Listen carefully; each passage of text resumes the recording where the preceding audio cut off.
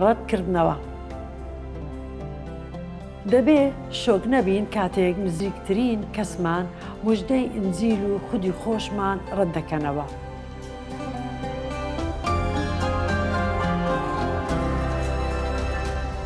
لە ڕاستیدا ئەم بنەمایە بە شێوەیەکی سەرسوورهێنەر و ورژێنەر لە ژیانی ئەیسادا ڕوونە. ئەم بنەمایە لە خزمەتەکەی ئەیسا لە ناسیرە لە شارەکەی خۆی دەبینین. مەتای موژدەبەخش لە بەشی 13 ئاەتەکانی 54 تا 58 بۆمانی تۆمار کردووە. خەڵکی زۆر پەشۆکاو و سەرگەردان بوون. با یەکەم کردانەوەیان ببینین.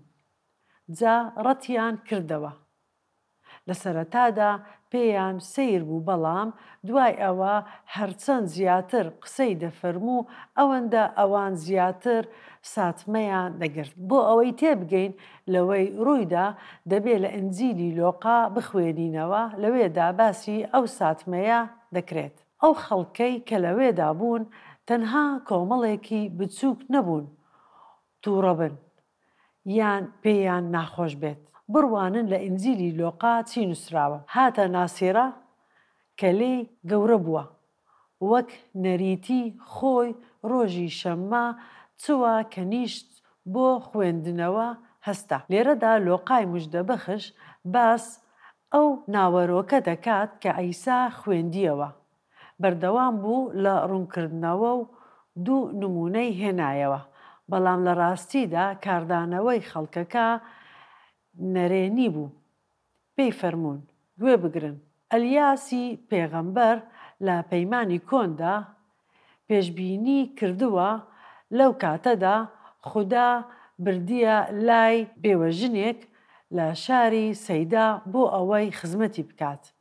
دیارە ئەو بێوەژنە بتپەرست بوو، لەگەڵی خوددا نەبوو. لە نێو بێوەژنەکانی ئیسرائیل خزمەتی نەکرد، بەڵام چوو بۆ لای بتپەرستەکان. ئەو قسەیە زۆر تووڕەی کردن. هەروەها ئەیسا نمونەیەکی دیکەی هێناوە. لە ئیسرائیلدا لە سەردەمی ئەلیشع پێغەمبەر زۆر کەس تووشی نەخۆشی گوڵی هاتبوون، بەڵام ئەلیشع هیچیانی چاک نەکردەوە، نەعمانی سووری نەبێت. بە واتایەکی دیکە ئەلیشعی پێغەمبەر باسی کەسێکی بتپەرستی کرد و بەهۆی بەدکاری ئیسرائیلیەکان لەو کاتەدا خوددا ئەو پێغەمبەرانەی بۆ بتپەرستانی نارد. ئەو کەسانەی سەردانی زەویە پیرۆزەکان دەکەن و بە ناسیرەدا تێدەپەڕن لە شوێنێکی ڕادەوەستن کە کەناری چیاکەیە، لەو شوێنە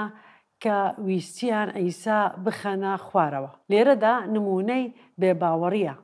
وەکو گوتم، نازانم تا چ ڕادەیەک خوشک و براکانی بەشدار بوون لەم ڕووداوە، بەڵام با سەرنج بدەین لە ئەنجیلی یۆحەنا بەشی 7 ئاەتی 5 چ نووسراوە. دەشتوانین ناونیشانی بێباوەڕی دابنێن بۆ ئەو بڕگەیە. دەقی یۆحەنا 7:5 دەڵێت براکانی باوەڕیان پێی نەدەکرد. ئەم ئاەتە لە هەڵوێستێکی دیکە براکانی گاڵتەیان پێدەکرد و دەیانگوت بۆچی خۆت دەرناخەیت بۆ جیهان، بڕۆ بۆ ئۆرشەلیم و خۆت بۆ خەڵک ئاشکرا بکە، تۆ کەیت خۆت مەشارەوە.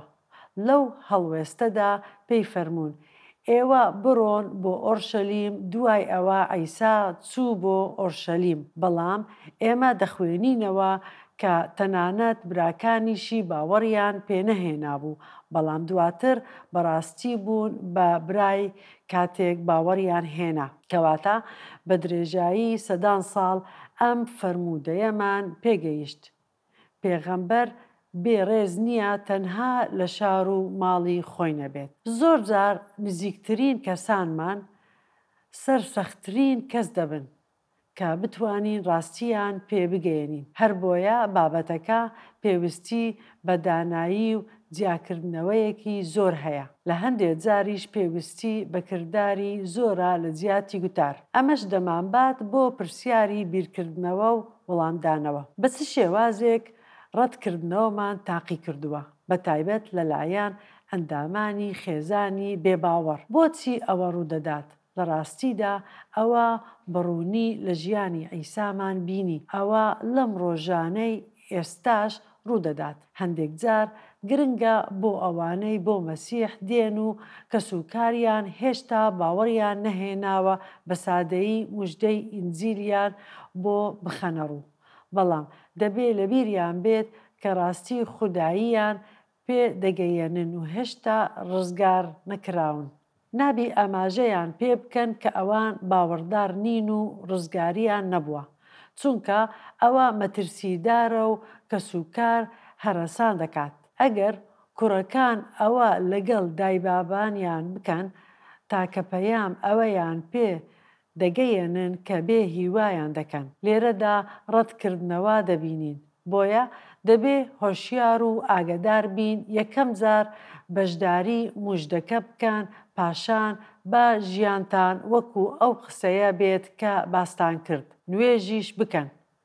نوێژ بکەن بۆ ئەوەی خەڵکی دیکە بێنە ناو ژیانیان و موژدەی ئینجیلی عیسای مەسیحیان بۆ بگێڕنەوە. کەواتە تا ئێستا ئەم بیرکردنەوە و ئەم تێگەیشتنە هەیە لەم ڕۆژانەدا. پێویستیشە چارەسەری بکەین. هەر بۆیە من بەشداری ئەم بنەمایەتان دەکەم کە دەبێ سەر بناغەکەی دابژین. دەبێ شۆک نەبین کاتێک نزیکترین کەسمان موژدەی ئینجیل و خودی خۆشمان ڕەت دەکەنەوە. ئەوە لەگەڵ خودی عیسا ڕۆیدا.